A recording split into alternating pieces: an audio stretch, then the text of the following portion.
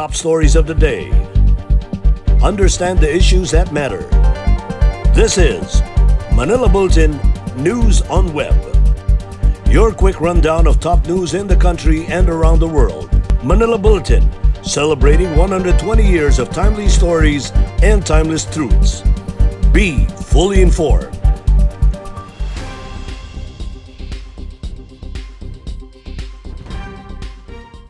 Hi, I'm Barbie Atienza. This is MB Now, and here are your news on web. In recognizing the vital role of meteorologists in the calamity-prone country, the government has raised the salary of government personnel under the State Weather Agency. According to presidential spokesman Harry Roque, this is also to address its concern that some local weathermen are being lured by higher-paying job opportunities abroad. Our Malacanang senior correspondent, Jeneline Cabiling, has this report. The government is hopeful that more people will be enticed to work in the State Weather Agency given the better compensation package being offered. Presidential spokesman Harry Roque said the government has already raised the salary of government personnel, recognizing the vital work of meteorologists in a calamity-prone country.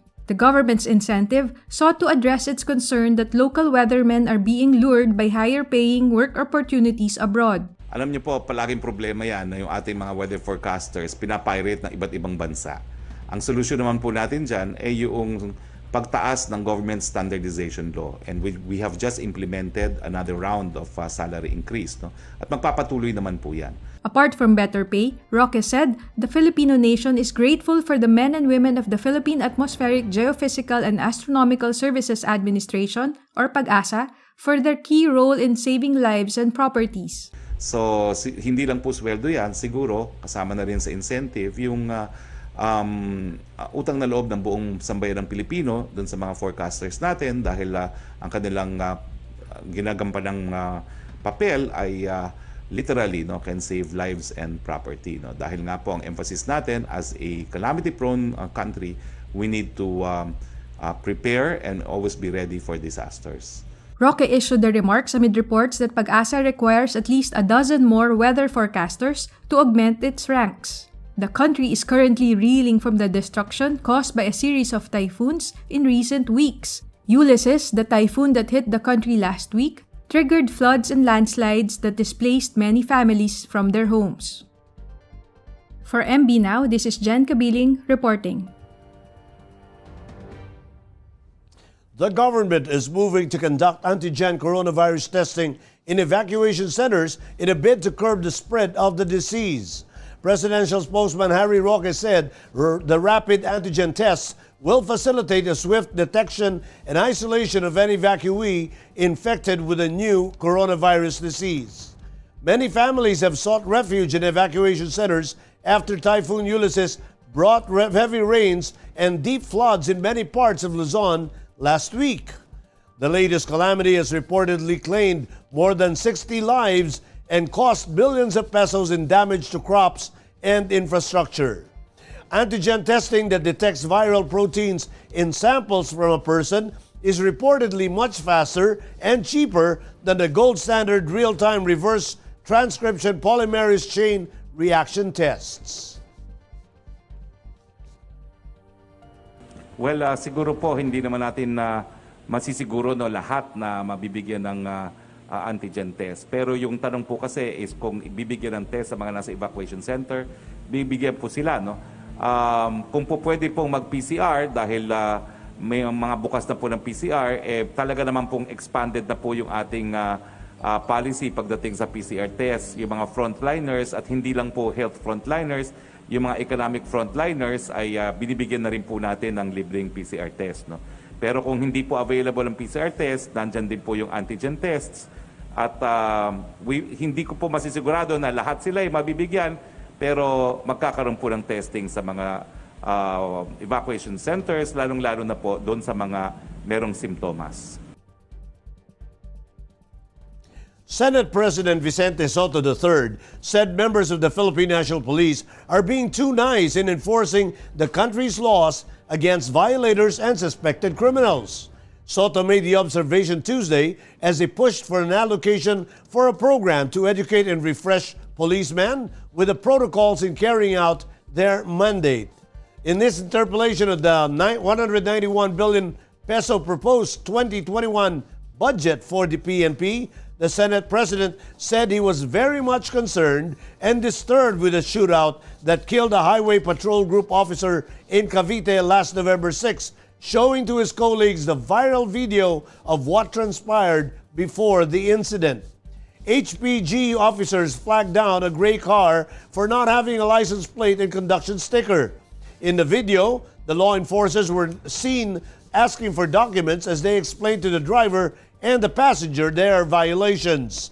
Gunshots were later heard until bloodied body of a policeman was captured in the footage. The car sped off from the scene. Police later identified the slain HPG officer as Police Chief Master Sergeant Julius Arcalas.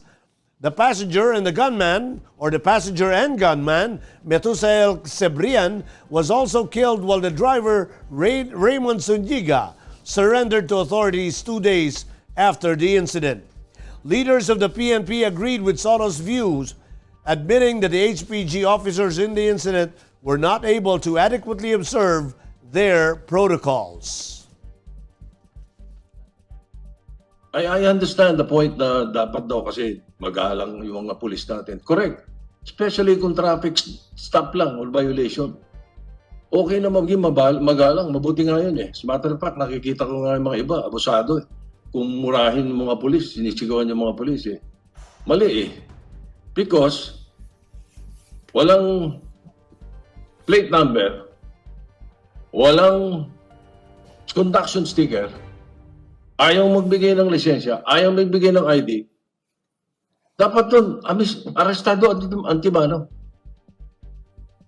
Eh, sa Amerika yan. Step out of the vehicle. Ganun kaagad yan eh.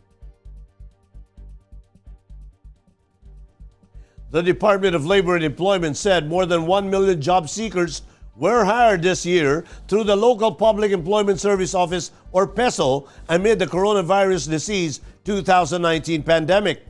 Labor Assistant Secretary Dominic Tutay said based on PESO data, 1,005,984 job seekers have been hired from January to September. Although 1 million is already a good number, Tutay said the number is lower compared to previous years. But with the easing of community quarantines, the labor executive noticed that the number is already starting to pick up. A community-based multi-employment service facility established in accordance with Republic Act No. 8759, PESO aims to provide a venue where people could explore employment options while serving as referral and information centers for the services and programs of DOLE. At hindi naman po tumitigil yung ating mga public employment service offices sa pagbibigay po ng employment services po. Kasi I know they're also very busy in other COVID-19 responses at lalo na itong mga kalamidad na ganito. Pero hindi po nila binibitawan yung basic function po natin on employment facilitation. In Metro News, Marikina suspends classes in all levels for 1 month due to Typhoon Ulysses.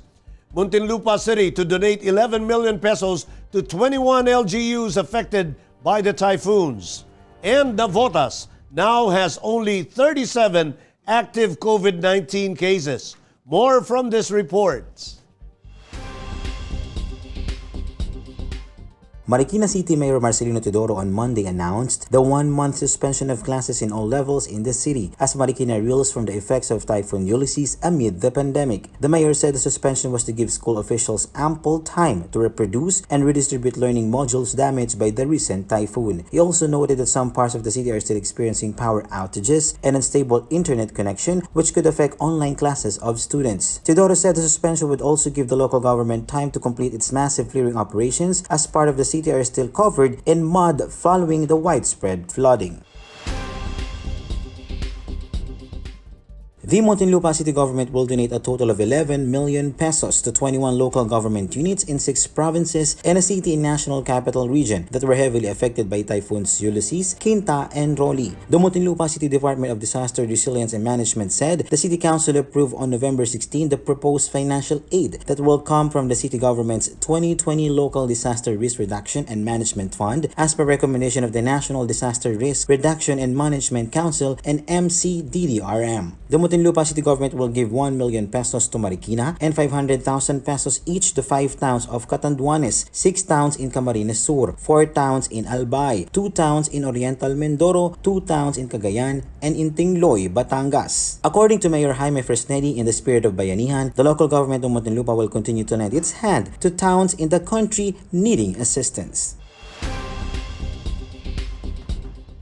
Navotas City's number of active COVID-19 cases is now only at 37 as of Monday, November 16, proving that its strict lockdown measures are seemingly paying off. According to Mayor Toby Tiangco, the city's active cases comprise the only 0.7% of 5,003 total confirmed cases. This development can attribute it to the city's strict measures, including imposing 24-hour curfew on minors, which is still being implemented, and reverting back to modified enhanced community quarantine, while other Metro Manila cities already eased their guidelines in July.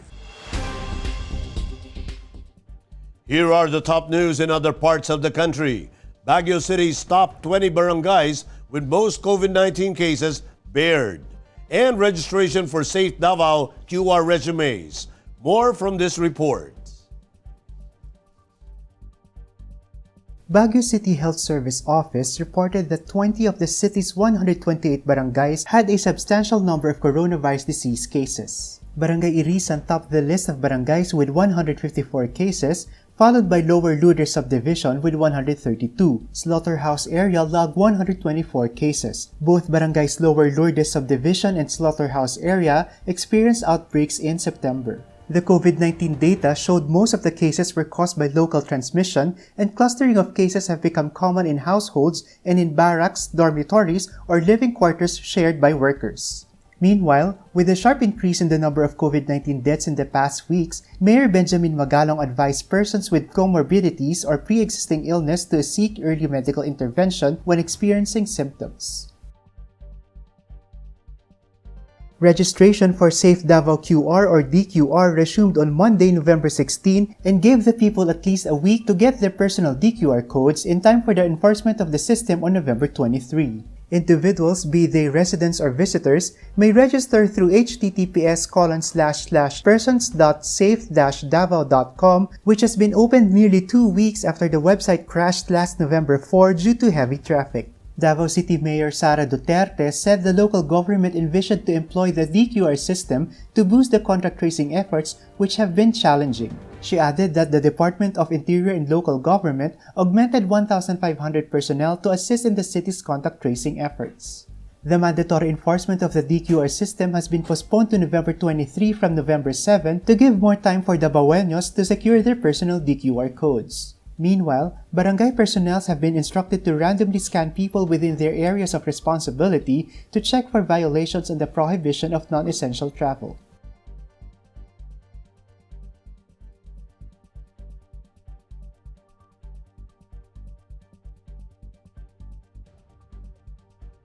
Hurricane Iota bears down on Central America, and Dubai Miracle Garden welcomes visitors for its 9th season. Let's watch this report.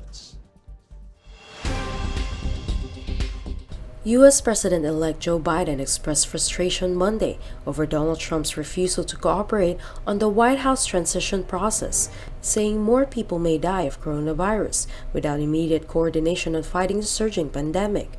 Biden and his team was unable to coordinate with the government officials on crucial continuity of issues like national security, but also on emergencies like a distribution plan for COVID-19 vaccines to tens of millions of Americans. Several experts, including former Trump administration officials, have warned that the outgoing president's refusal to cooperate on the transition while he challenges election results in court could have devastating consequences as the nation grapples with COVID-19 spikes. The United States added 1 million new cases in less than a week, a dizzying rise to more than 11 million confirmed infections and 246,000 American deaths, a global high. Hurricane Iota strengthened to a catastrophic Category 5 hurricane as it barreled towards Central America late Monday, threatening areas devastated by a powerful storm just 2 weeks ago, the U.S. National Hurricane Center warned. Authorities rushed to evacuate thousands of people from coastal areas of Nicaragua and Honduras in the immediate path of Iota, which was due to make landfall on Monday night.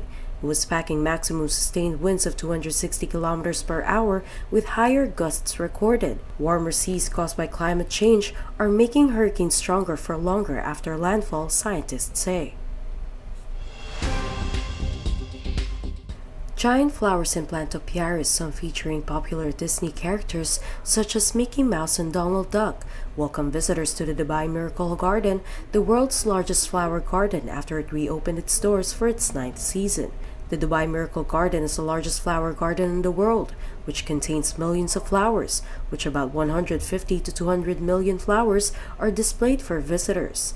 It has achieved a Guinness World Record through the Emirates Airlines A380 aircraft.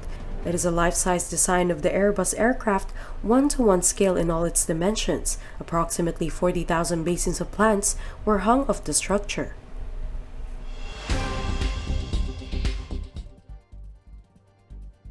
In entertainment, its Showtime host and former Pinoy Big Brother housemate Ryan Bang didn't think twice to help send home a South Korean kababayan who was stranded here due to quarantine measures. On his recent vlog, Ryan Bang shared with fans how he was able to help 76-year-old vendor Chang Sam-yoon. According to Ryan, upon learning about his kababayan's predicament on TV, he immediately went out to look for him. Chang Sam-yoon broke down in tears upon seeing Ryan and saying that he was the first Korean to come to see him and buy him ramen. He also shared that he attempted to take his own life during the early days of the lockdown due to depression and stress brought about by the pandemic. Ryan explained that he was saving money so that he can return home to Korea for the Christmas holidays, but decided to give the money to Chang instead so that he can finally come home to Korea. Chang Sam-yoon profusely thanked the Filipinos who have been helping him and saying that once he gets back on his feet, he will return to Manila and give back to them. The video has since garnered about 800,000 views on YouTube. In sports, when it comes to a classic fistfight, it is safe to say that Brazilian John Lineker was the strongest opponent so far for Team Lakay's Kevin Belingon. The former UFC veteran proved to be too much for Belingon after scoring a technical knockout win in one inside the Matrix 3 last Friday at the Singapore Indoor Stadium. Lineker landed a lethal uppercut in the second round, which wobbled the Team Lakay fighter and followed up a few punches as Belingon knelt down the canvas and curled up for defense at the corner. Belingon has not suffered a knockout loss throughout the entirety of his professional mixed martial arts career until Lineker's finisher. Only decisions and submissions made Belingon yield to his opponents. Lineker, the number 5 in the bantamweight rank, lived up to his moniker Hands of Stone and gave the silencer a taste of his own medicine. And those are the news on Web today, November 17, 2020. It's 38 days before Christmas. For more news and details, get your copy of Manila Bulletin newspaper tomorrow or log on to www.mb.com.ph. You may also subscribe to our newsletter through the link on this video's caption to have the day's latest news delivered to your inbox. I am Barbie Atienza for Manila Bulletin, celebrating 120 years of timely stories and timeless truths. Join us again tomorrow. This has been MB Now. Be fully informed.